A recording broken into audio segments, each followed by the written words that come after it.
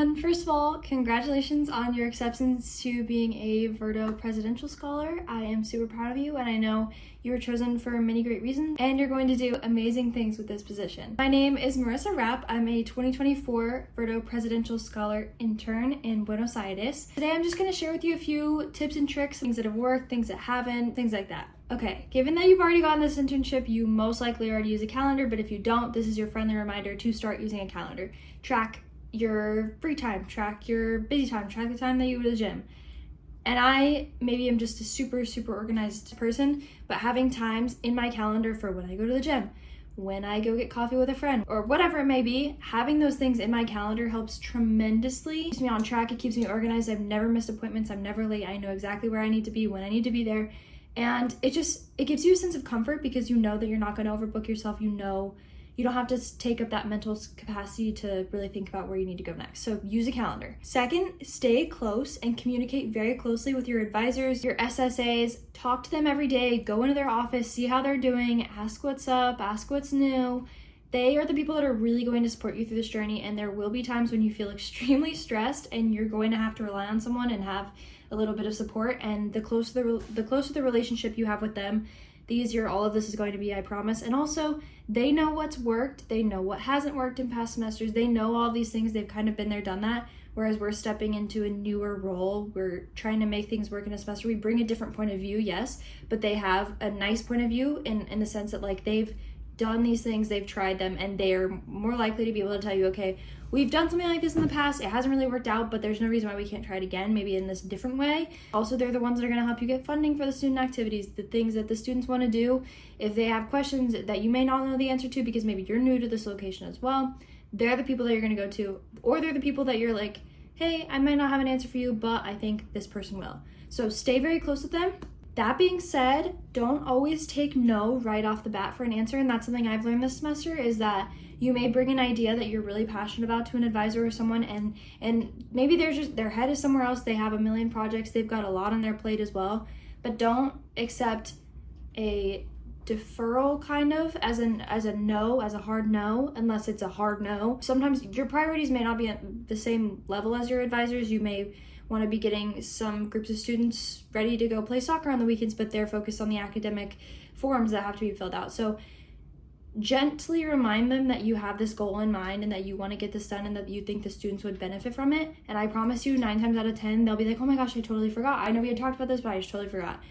Let's make it happen. So that, or reframe what you want to do for the students or do for the program in a different way that might make it more suitable for both of the parties, whether that be a budget issue, timing issue, staffing issue, whatever it may be. I promise there are multiple ways to rework things so that you and the students and the advisors can get the outcome that you want. Okay, this one's a little interesting, and I think it goes along with any relationship that you have in your life, but don't give unsolicited advice to all the students right off the bat, because sometimes they're going to learn things at their own pace. They're going to learn things on their own time.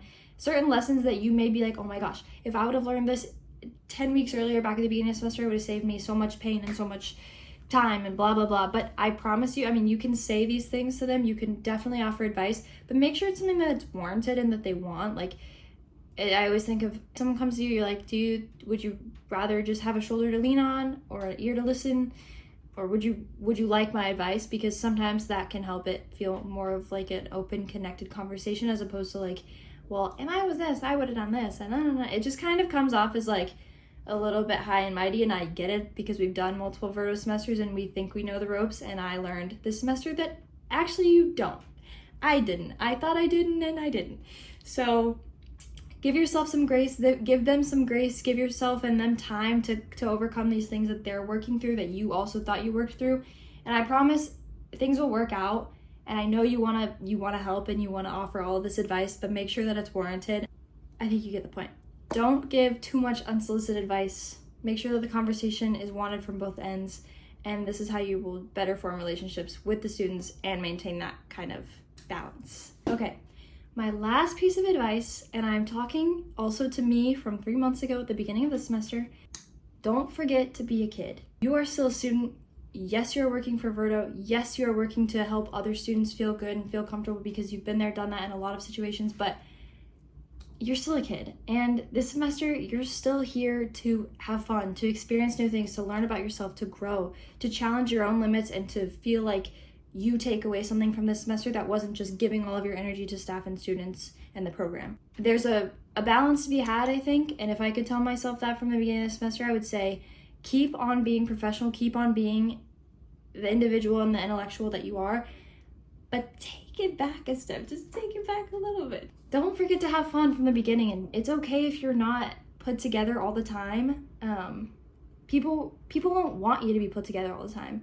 It's freaky, it's weird, it's not normal, I think. And so to show that vulnerability that you aren't even okay all the time, I think that is where some of the biggest breakthroughs and the biggest bonding experiences I've had with staff and other students was when I was not okay, and I admitted that, and I came to them and I said, guys, I really am not doing well. I'm struggling. I need help. I need a little bit taken off my plate. And they were so helpful and so kind and so generous. And I was so afraid that they were going to see that as a weakness in me. But I think that at the end of the day, it was a strength, and vulnerability is a strength, Verto value. Yeah, I just don't forget to be a kid, and don't forget to go explore the city. Don't use all of your free time on work and giving yourself to other people. Take some of that, pour into your interests, into your hobbies, and don't lose yourself in such an amazing job that really has the potential to help you find yourself and who you are and who you want to be. Just, there's a balance to everything. I hope this advice was helpful in some sort of way. My doors are always open. Please feel free to message me if you have any questions. I'd be more than happy to help. I really feel like this position gives us an opportunity to really give back to the people who gave to us, and to the experiences and to the countries that have given so much to us. So let's use that to our advantage and make it a good semester for everyone, including yourself. So thanks, guys, and I wish you the best of semesters wherever you are, and make the most of it. Okay, bye.